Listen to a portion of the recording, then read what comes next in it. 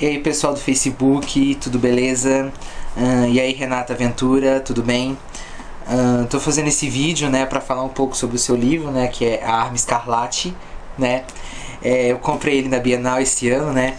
Inclusive ela autografou pra mim, né, o que foi uma honra. E ela escreveu uma dedicatória muito bonita, né? Ela escreveu: Matheus Goulart, seja bem-vindo à escola Nossa Senhora do Corcovado, formando bruxos desde 1808. Tomara que goste. Um abraço, Escarlate e Renata Ventura. Decidi fazer esse vídeo porque eu achei melhor, né, falar sobre o livro do que escrever, senão ia dar um texto inteiro. E então eu vou falar sobre tudo que eu achei do livro. Terminei de ler ele só agora, demorei um pouco, mas tudo bem. Falar um pouco da sinopse, para quem não conhece, né? Acho que você não vai ser a única a ver esse vídeo. Para quem não sabe, A Arma Escarlate ele se passa em 1997 e ele conta a história de um garoto chamado Hugo. E ele mora na favela da Santa Marta, né? E ele descobre que é um bruxo. Só que o Hugo ele vive se metendo em confusão, né? Sendo ameaçado pelos chefes do tráfico e tudo mais. Então ele vai para essa escola de magia e bruxaria, que é a Nossa Senhora da Corcovado. Só que, diferente do Harry, o Hugo ele quer aprender magia para matar o Caissara, não porque ele quer realmente aprender, né? Então dá uma diferença bem grande.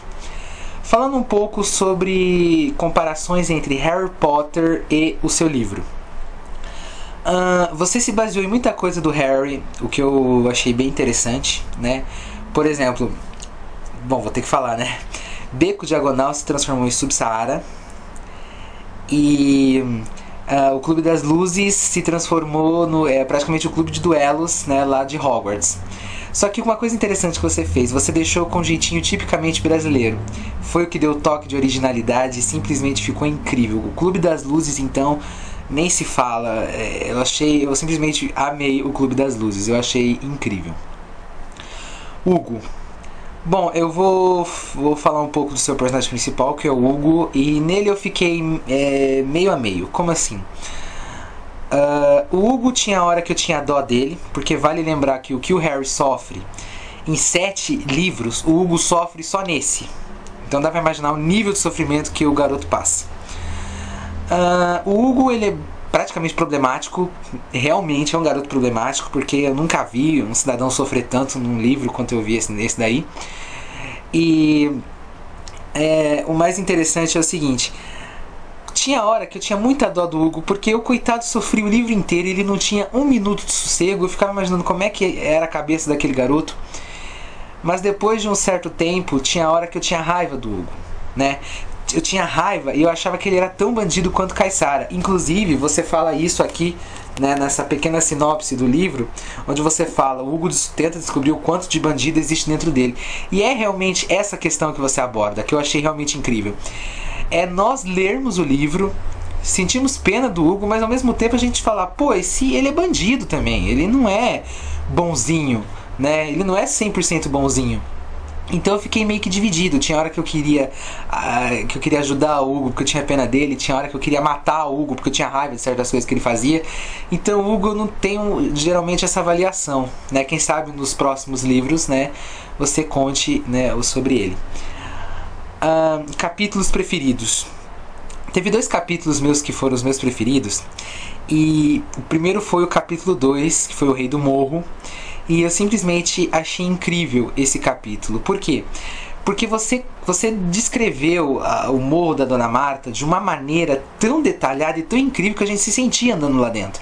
Você descreveu barraco por barraco, as ruas por onde se entrava, né? O barraco que o Hugo morava, né? E principalmente aquela parte da discussão dele com a mãe. Nossa, foi simplesmente incrível. Mas tem um pedaço desse capítulo que foi o meu preferido, que é o diálogo entre o Hugo e o Saori, né? E sempre tem aquele pedaço lá que o Saori fala assim: bruxo, se liga, fuzil é bom pra pegar gatinha, né?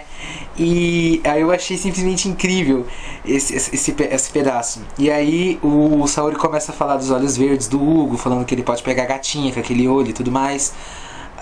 E aí ele fala assim: tu já pegou a Ghislaine? E o Ghislaine vacilão? Eu não, né? E o Saori: por quê? Ah, seria como beijar a irmã, tá ligado? Então eu gostei muito desse diálogo foi simplesmente incrível. O uso das gírias, o uso, né, da linguagem apropriada realmente, né, foi simplesmente incrível. Eu gostei bastante. Então foi o meu capítulo preferido. Eu gostei por causa, acho que mais desse diálogo, porque eu gostei dessa conversa dos dois. E o outro capítulo que foi o meu preferido foi o primeiro capítulo da parte 2, que é o Caissara, né? E aquele capítulo foi meu preferido porque ele era uma sobrecarga de adrenalina aquele capítulo, porque o Hugo sofre naquele capítulo. Então era o capítulo que eu li e ficava com tanta dó do Hugo, coitado, que eu sofria junto com ele, né? Porque eu nunca vi um garoto sofrer tanto como ele sofria, né? Então foi simplesmente incrível a maneira como ele sofreu, coitado, né? Então eu gostei bastante desse capítulo por causa dessa sobrecarga de adrenalina que teve. Personagens preferidos. Bom, eu acho que a Renata já deve imaginar qual foi o meu personagem preferido, que eu já falei pra ela no Face. O personagem preferido foi o Emi, né, o Emiliano, o mineirinho. Eu simplesmente me encantei com ele a primeira vez que ele apareceu no livro. Por quê? Porque quando eu li aquele livro, eu me via. Porque você descreveu o Emiliano, você me descreveu. Porque o Emiliano fala demais e eu falo também bastante. E o mais importante que tem ali é o Emiliano faz igual eu. Ele venera, às vezes, um amigo e esse amigo não te dá o mínimo de valor. Eu passo por isso até hoje, infelizmente. Eu sei como é você venerar uma pessoa e essa pessoa não te dá o mínimo, não te dá o valor, né? Então eu sei o que é isso, né? Então eu simplesmente amei esse pedaço, né? Esse capítulo. E aí então esse personagem, né? E dentro, inclusive, tem umas partes em que o Hugo inventou aquele apelido pro Emi de encosto. Então eu detestava quando ele chamava o Emiliano de encosto. Naquelas horas eu tinha vontade de entrar dentro do livro e torcer o pescoço do Hugo, né? Porque eu detestava o que ele fazia com aquilo. O garoto venerava o Hugo e o Hugo só dava patada, não gostava, chamava de encosto. Então eu me senti naquela situação, né? E um outro personagem preferido que eu gostei foi o Professor Atlas, né?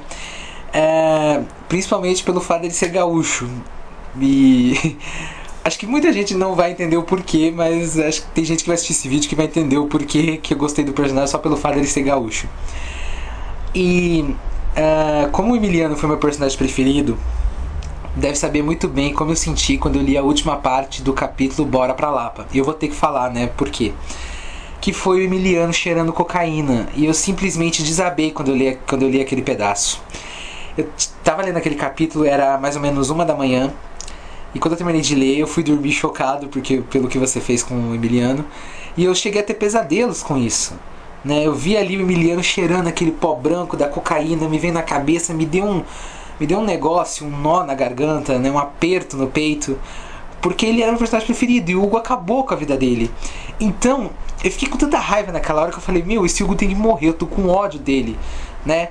E aí, depois nos capítulos mais pra frente, ele naquele estado de querer mais droga e não ter, e aí ele fica brigando, com aqueles olhos, aquela agitação, né? Então eu ficava simplesmente com muita raiva e também com pena do Emiliano, vendo ele naquela situação. Então, Renata, só te peço, no segundo livro, coloca o Emiliano, mas dessa vez no estado, coloca ele não sofrendo tanto, por favor. Personagens que menos gostei. Teve personagem. Eu não detestei nenhum personagem que você criou, gostei de todos. Mas teve aqueles personagens que eu peguei um pouco de empatia. E por incrível que pareça, você não vai acreditar, Renato, o personagem que eu menos gostei foi o Cap.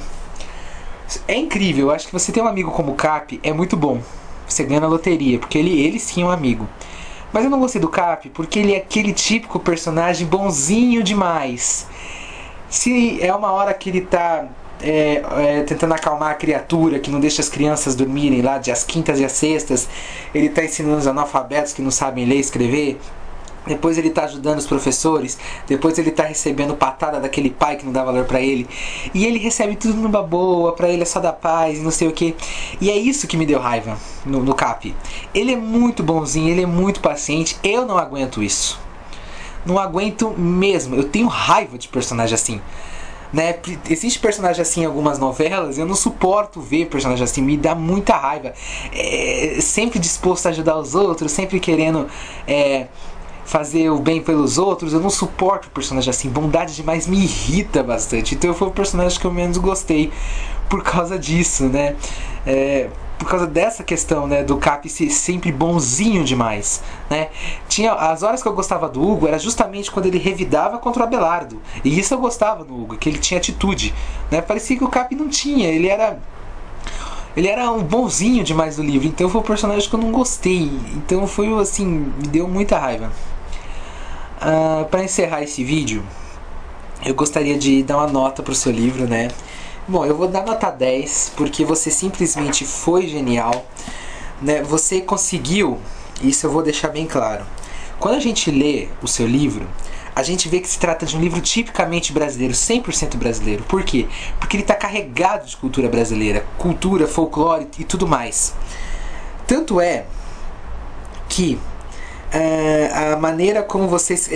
tem uma parte no Face, umas tirinhas no Face, que é assim: e se o Harry Potter fosse brasileiro? O Malfoy entraria em Hogwarts com uma 38, os professores entrariam em greve. Aquelas tirinhas não são muito diferentes do seu livro, porque a Escola Nossa Senhora do Corcovado é pior do que muita escola pública. Sofre também, né, como escolas públicas.